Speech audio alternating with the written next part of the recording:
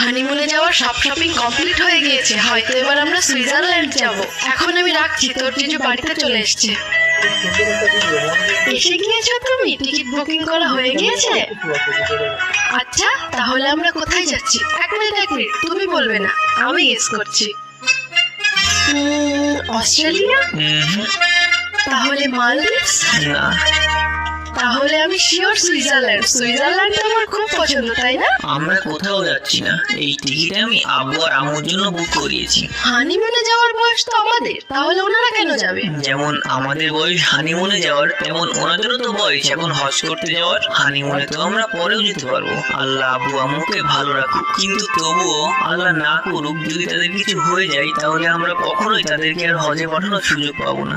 বিয়ের পর হানিমুনে যাওয়ার চেয়েও ইম্পর্টেন্ট তাদেরকে হজে পাঠানো। এটা আমাদের কর্তব্য। আব্বু আম্মু হজে যাবে, আমাদের জন্য দোয়া করবে, তাতে